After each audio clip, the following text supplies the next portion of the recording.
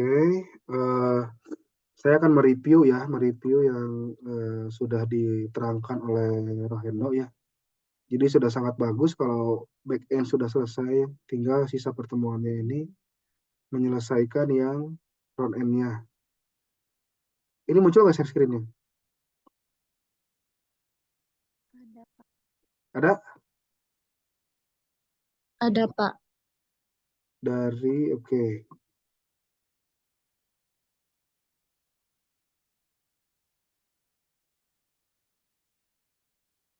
Oke, kita mulai dari sini dulu. Nah, kalau kita melihat dari struktur foldernya, saya ulang ya. Jadi pakai package.json ini nanti berisi apa-apa saja yang library apa saja yang perlu disediakan di dalam node-nya. Bagi yang tidak tersedia, maka ini akan mendownload ya, jika ada koneksi internetnya. Nah, kalau kita ngelihat ada beberapa folder, ada node modul, ada Prisma, ada SRC. Nah, dari SRC ke bawah ini, nah dari SRC sampai dengan main.js ini merupakan sekumpulan dari source code utamanya. Kalau yang di dalam program Prisma tadi itu untuk awalan saja sebenarnya, untuk database saja gitu ya. Sedangkan yang ke bawahnya ini SRC ke bawah ini isinya adalah source code utama dari aplikasi. Nah, di sini ada dua folder ya, ada application, ada controller, ada middleware ya, dan juga root serta service. Nah, sebetulnya kita bisa bebas aja sebenarnya, kita mau bikin folder itu bebas aja sebenarnya. Nanti kita atur di root-nya sebetulnya. Nah, cuma untuk memudahkan kerangka pekerjaannya, kerangka pengembangannya, maka dibuatlah strukturisasi folder sebagai berikut. Ada application, isinya urusannya dengan database gitu ya. Kemudian runningnya di port berapa dan seterusnya. Kemudian controller isinya yang memanage ya, yang menghandle komunikasi antara database dan front end gitu ya. Ada middleware terkait autentikasi, error dan seterusnya. Ada route yang mengatur bagaimana sebuah URL diterjemahkan ke dalam file aplikasi ya. Jadi ketika kita menentukan sebuah laman ya di dalam URL itu, katakanlah itu folder atau segmen URL, maka kita harus menentukan si segmen URL itu diterjemahkan ke posisi script yang mana. Gitu. Simpelnya seperti itu, prosedur itu. Kemudian service dan seterusnya. Di luar itu ada beberapa seperti package.json, env dan kebutuhan Git ya. Nah, Git ignore ini adalah file-file konfigurasi yang berisi file-file apa saja yang tidak diperlukan untuk dilakukan sinkronisasi terhadap Git ya. Kolaborasi Git nanti ada file-file atau folder yang di-ignore ya. Nah, oke, kita mulai. Karena kemarin teman-teman sudah mencoba, saya akan sekilas saja gitu ya. Nah, kita mulai dari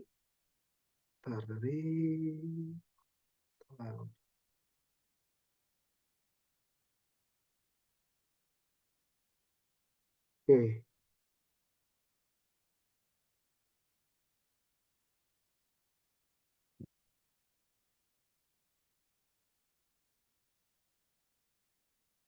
Nah, pertama kita mulai dari pembuatan ininya dulu ya, server.js ya, pertama tuh ya. Nah,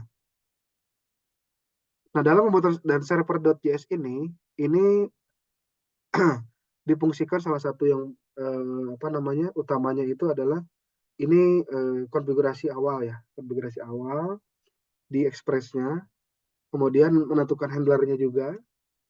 Nah, di sini kita menggunakan handler middleware untuk menghandle semua error-error seperti itu ya. Nah, kalau kita lihat di dalam penjelasan di atas, URL slash itu untuk menentukan return response JSON-nya. Jadi nanti returnnya sudah ditentukan yang posisinya di slash awal ini seperti itu. Kemudian di dalam folder berikutnya, ya masih di application server.js ya, di folder aplikasi.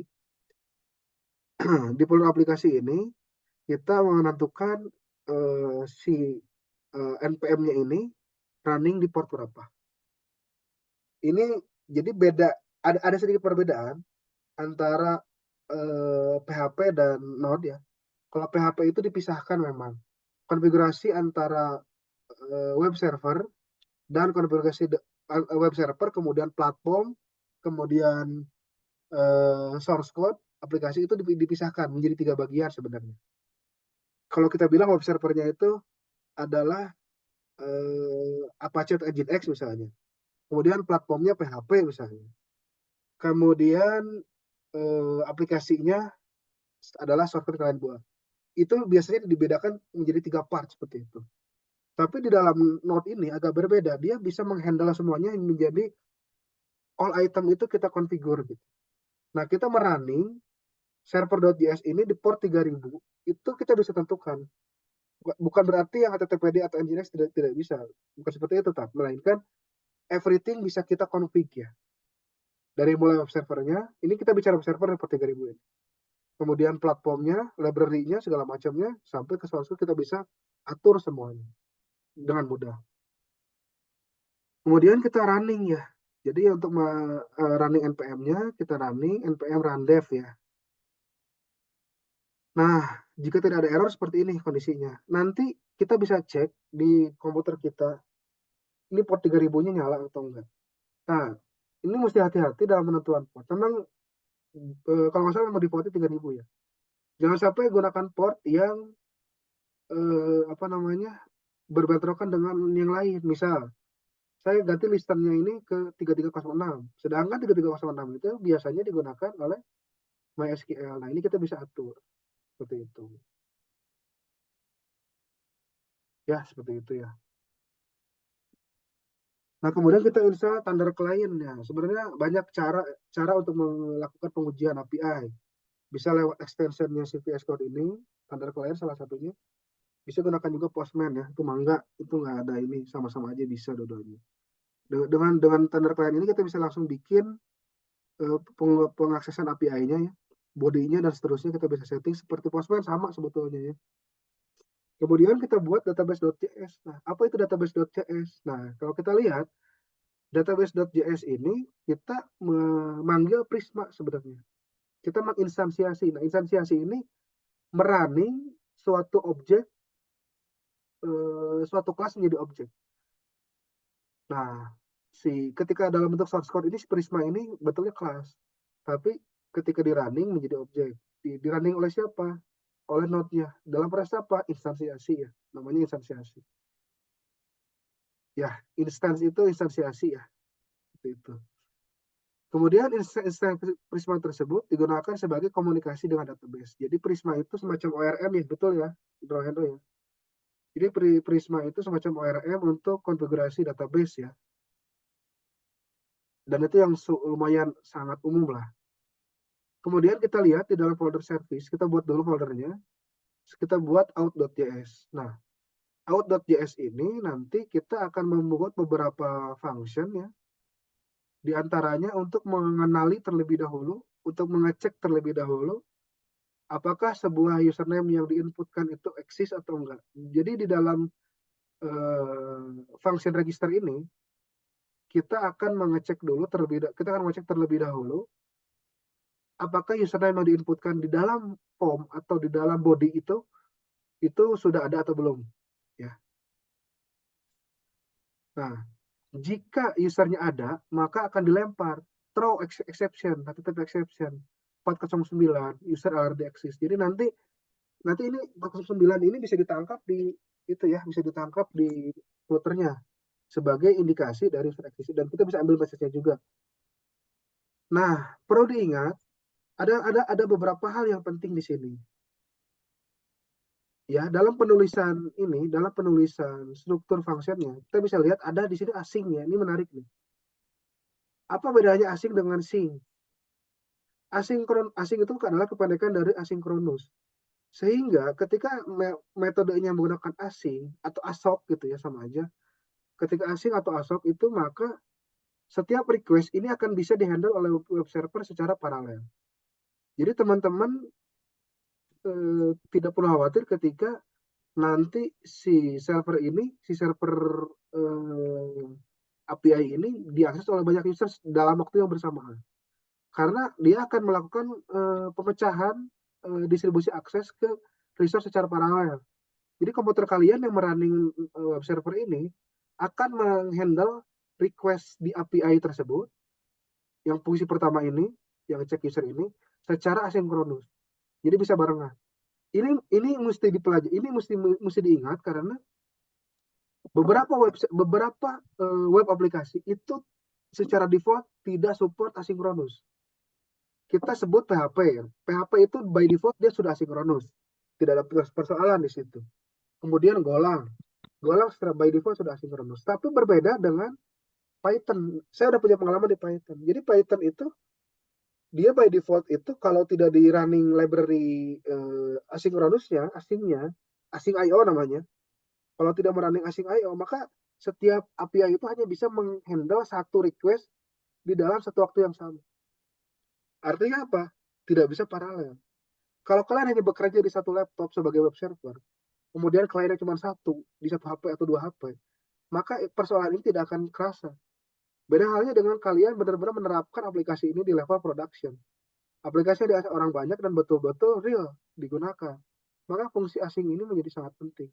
Dan itulah kenapa web server seperti Node.js, PHP gitu ya, terus Golang, ini sangat direkomendasikan untuk menjadi backend web server.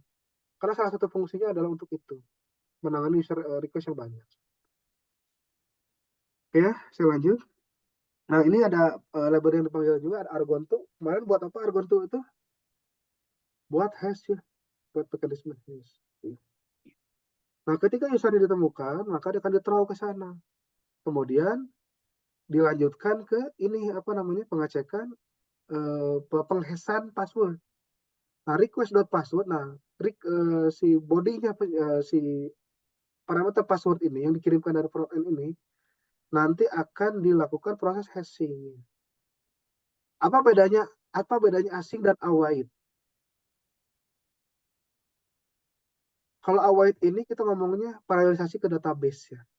Kalau asing ini ke web servernya. Nah, ini akan ada proses untuk apa namanya memasukkan si user si password tadi, tapi terlebih dahulu dibungkus dalam mekanisme hash.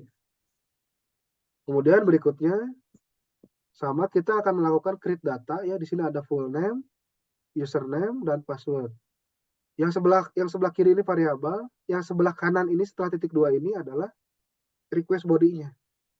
Berarti nanti di postman atau di apa namanya itu saya lupa. Handler kliennya ini disesuaikan namanya full name, username dan password seperti yang di kanan ini.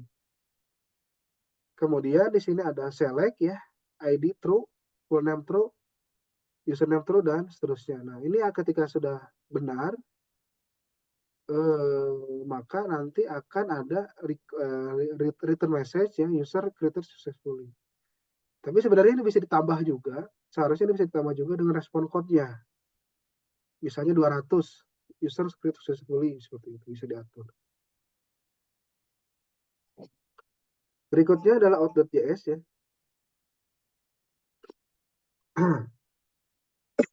Nah, out.js ini sama ada di folder service ya.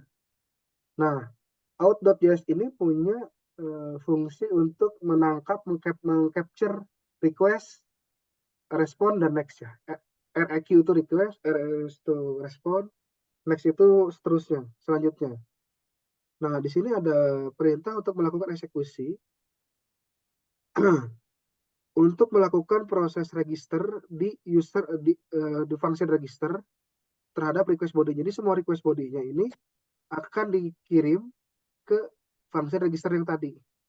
Kemudian akan ada return-nya, rest-nya adalah status 201, kemudian JSON result-nya, dan apabila error maka akan di next-kan gitu, akan di next ke middleware error-nya atau respon error-nya seperti itu.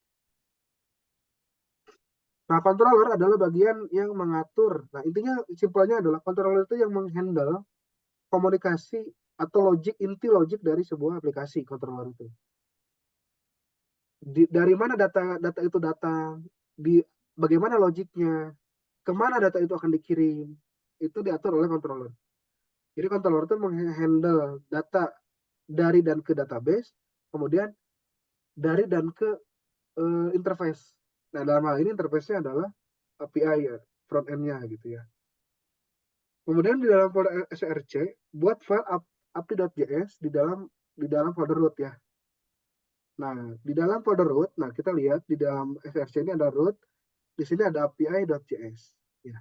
Nah, kita atur sekarang mekanisme routingnya. Saya ulang tadi, routing itu sederhananya adalah mengatur setiap kali segmen URL itu akan diterjemahkan ke instance yang mana atau ke script yang mana.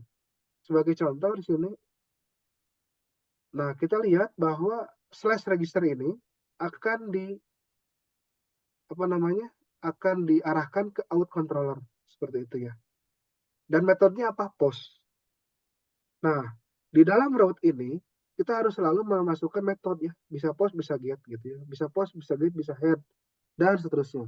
Kebetulan di sini post, dan saya mendukung ya, sebisa mungkin semua parameter itu post supaya tidak kelihatan di URL-nya seperti itu.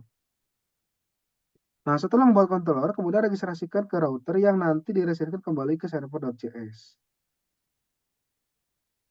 Nah, kemudian berikutnya adalah pada server.js di dalam product application tadi, berikut adalah source code lengkapnya. Jadi kita mengimport dulu express-nya, course-nya, error.js-nya, kemudian routes-nya. Nah, kita membuat function app ya. Nah, di sini ada slash. Nah, slash ini hanya menunjukkan data atau halaman default. Jadi ketika teman-teman memanggil si domainnya atau si servernya, langsung menggunakan slash tanpa dilanjutkan dengan parameter atau segmen yang lain, maka otomatis akan mengeluarkan pesan ini. Ini sebenarnya pembuatan untuk pesan default ya, seperti itu.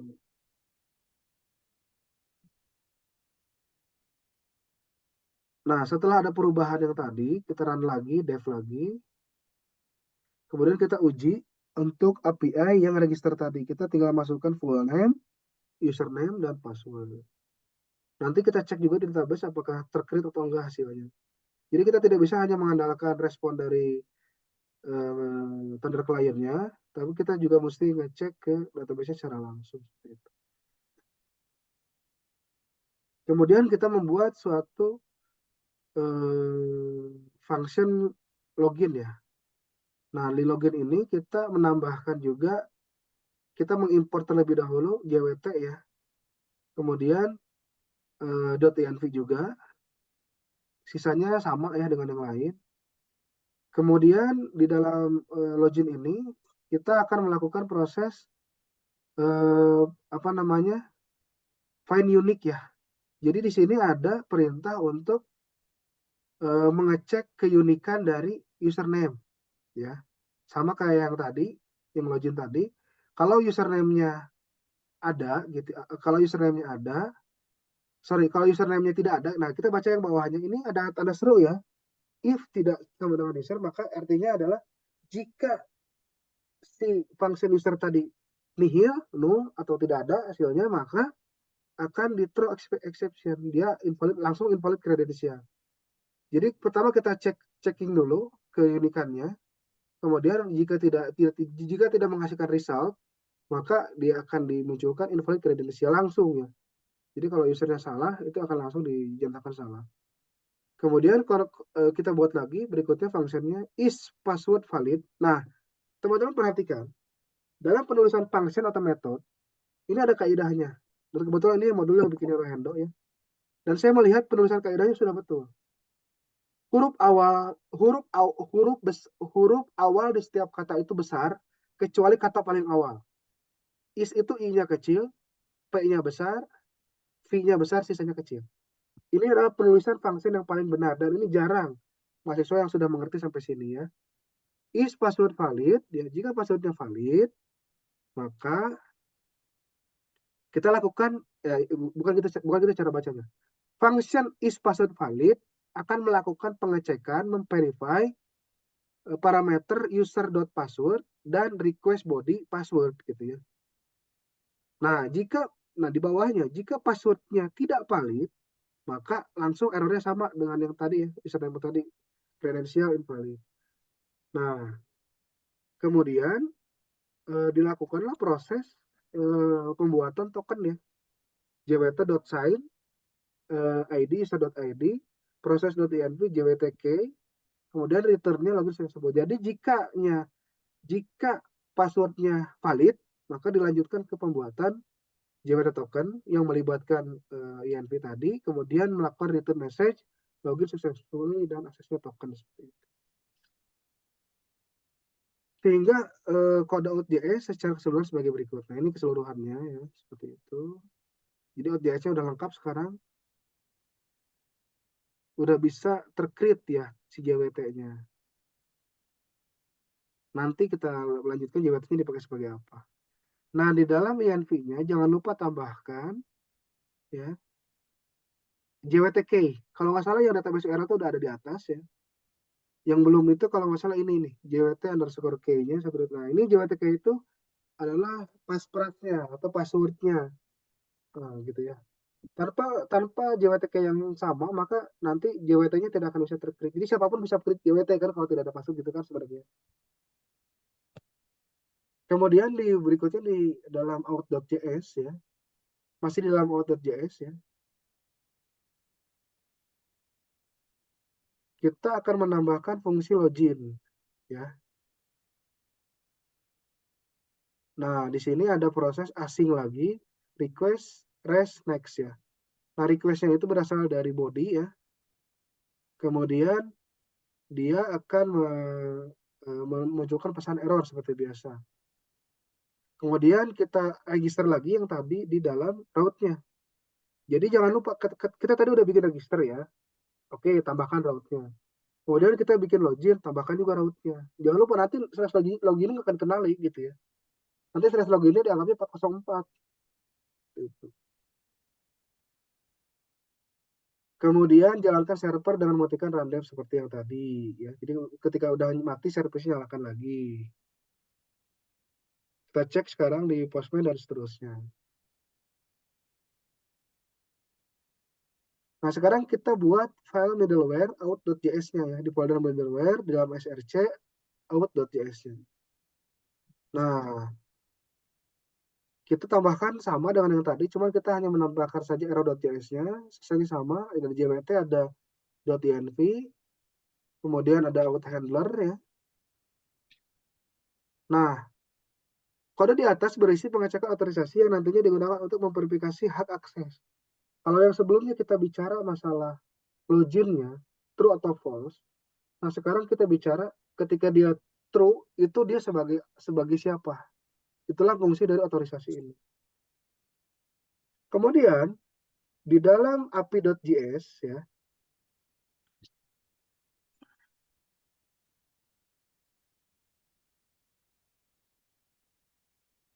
kita tambahkan juga, kita import juga out handlernya untuk out.js yang tadi. Jadi kita import ulang, tambahkan di route-nya. Berikutnya adalah get profile. Sebetulnya prinsipnya sama ya. Pada prinsipnya sama. Kita akan bikin sebuah function di sini. Nah, get profile ini tidak butuh JWT ya. Cuma cukup connect ke database aja, Prisma sama arrow.js. Nanti kita bikin namanya get profile, struktur tulisannya sudah betul. Terus nanti yang parameternya adalah user ID. Jadi parameter yang ditangkapnya, yang di catch-nya itu user ID dari mana? Dari Prisma ya. Jadi user ID-nya ini nanti ditangkap untuk dicek. Kita akan mengecek ya. Apa namanya?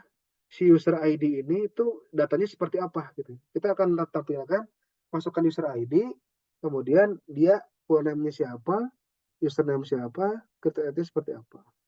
Nanti akan di return seperti itu. Jadi kita bisa melihat di dalam get profile ini nama lengkap kalian siapa, username siapa, kriteria kapan, berdasarkan user ID. Tentunya user ID sudah ditangkap terlebih dahulu nanti di aplikasi. Kemudian di profile.js ya. Nah, sekarang kita akan buat profile.js ya. Melanjutkan yang tadi. Kita tambahkan juga di dalam routes-nya profile ini ke arah profile controller seperti itu. Kita cek bahwa kita sekarang dengan pengujian di Thunder Client ini kita sudah melihat si get profile ini. Gitu.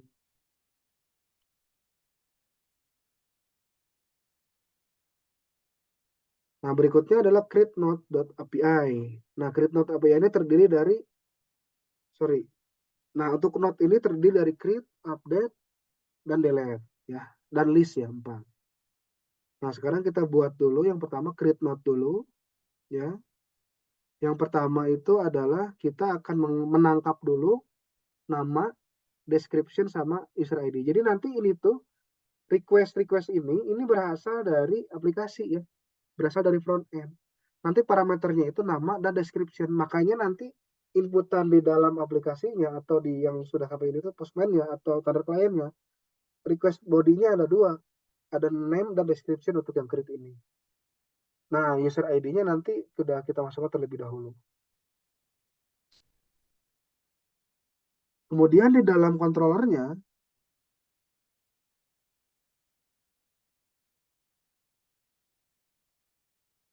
oke, nah di dalam controllernya ini akan dieksekusi ya, akan diarahkan create node ini dari user ID dan request body ya, request user ID dan request body ya. Kemudian di dalam rootnya jangan lupa kita tambahkan lagi ya /nodes ke arah nodes controller ya. Kemudian kita tes lagi, create sudah bisa ya. Nah, berikutnya adalah get. Get ini kalau nggak salah list ya fungsinya ya. Nah, untuk yang get ini sama sebenarnya. Hanya saja nanti ada perbedaan sedikit. Nah, di functionnya ada get node ya. Get node ini kita ada pembatasan. Di dalam parameternya ini ada 3, ada user ID, page, sama limit. Ini berarti si get node ini adalah list data. List data yang dirangkum dalam satu kali eksekusi. Nah, tapi di sini ada pembatasan. Ada page ini kita batasi 1, limitnya 5, maka setiap halaman kita hanya akan menampilkan halaman awal 1, dan setiap halaman ini akan menampilkan 5 baris data seperti itu. Dan kita akan menampilkan semua node where user ID-nya adalah user ID yang diinput ke parameter. Nah, penulisan seperti ini itu bawaan Prism ya, where user ID dot sekian. Itu bawaan Prism. Nanti kalau kalian gunakan ORM yang lain bisa jadi berbeda cara penulisan, pemanggilan, perintah. Ini kan perintah select sebenarnya kan, perintah select ke database. Page -1 dikali limit ya, dan seterusnya. Kemudian di sini juga kita bisa menampilkan jumlah data ya. Jumlah data itu di total nodes ya. Ini jumlah row ya. Kemudian berikutnya ini menentukan mekanisme limit dan pengaturan halaman, jumlah row di setiap halamannya. Dari kode di atas, Getat mengambil semua catatan berdasarkan user ID dan terdapat fitur. Nah, yang saya bilang limit ada 1, limit ada 5, page ada 1, itu yang disebut dengan istilahnya ini ya, paginasi atau pagination. Nah, kemudian integrasikan service get node tadi ke dalam controller. Atur mekanismenya di controller. Tadi functionnya, sekarang mekanismenya. Nah, sekarang kita ada punya 3 function ya, page, limit, sama 3 variabel, page, limit, sama result.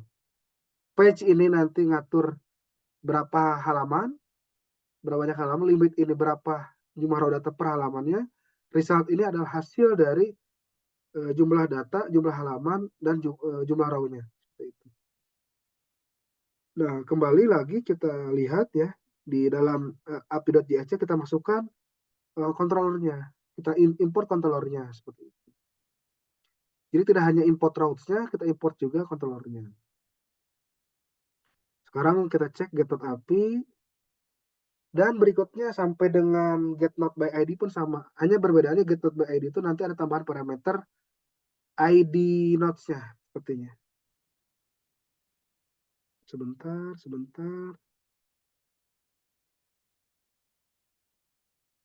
Rando, sebentar. Get.not_api mana ya? Oh, nah ini, oke. Nah, ini selain user ID, kita masukkan juga node ID-nya. Jadi, untuk bisa menentukan, melihat list detail data dari sebuah list, maka kita perlu node ID-nya. Jadi node ID-nya kita requestkan juga, kita tangkap juga. Nanti di selectnya itu dua, where ID sama dengan not ID and user ID sama dengan user ID. Jadi tidak hanya melihat user ID-nya saja, tapi melihat not ID untuk melihat catatan detail dari setiap orang yang akan kita pilih gitu ya. Sama berikutnya kita buat controllernya, ya ini controller ya. Kita buat ya get not by ID ya. Nah, kita tambahkan aja param ID ya, seperti itu. Di route-nya ditambahkan lagi controllernya. Jadi di dalam controller itu ada. Nah, ini yang menarik nih. Bedanya antara node sama baris yang ini ya, baris yang kedua dari bawah dengan baris yang paling bawah itu bedanya sedikit. Nah, baris ke pertama itu tidak, si route-nya itu metodenya get sama get, tapi dia tidak mengandung parameter. Dia cuma masukin satu segmen aja, nodes gitu ya, tapi tidak ada parameter. Nah, sedangkan untuk yang berikutnya, untuk yang get not by ID ini, kita perlu nangkep ID-nya. Maka kita buat di root-nya itu setelah segmen yang pertama, kita tambahkan parameter ID-nya. Gitu ya. Titik 2 ID. Nah, ini menunjukkan nanti akan ditangkap ID-nya secara get. Jadi nanti di URL-nya akan terbaca, gitu. Karena ini get, maka perlu ditambahkan parameternya jika akan ditampilkan di URL. Jika akan ditangkap sebagai get. Ini ada perbedaan sedikit ya. Dan ini akan berlaku sama. Ini akan berlaku sama untuk yang delete atau update. Delete atau update pun nanti akan ada parameter seperti ini. Nanti kita bisa lihat. Kita coba lihat root-nya dulu. Kita coba lihat root yang delete ya. Sorry. Nah, ini yang update ya. Nah, kita bisa lihat. Yang update-nya pun sama gitu. Ada nodes, ada ID. Seperti itu. Dan begitu pun delete. Kita bisa lihat yang delete nanti. Kita bisa lihat yang delete.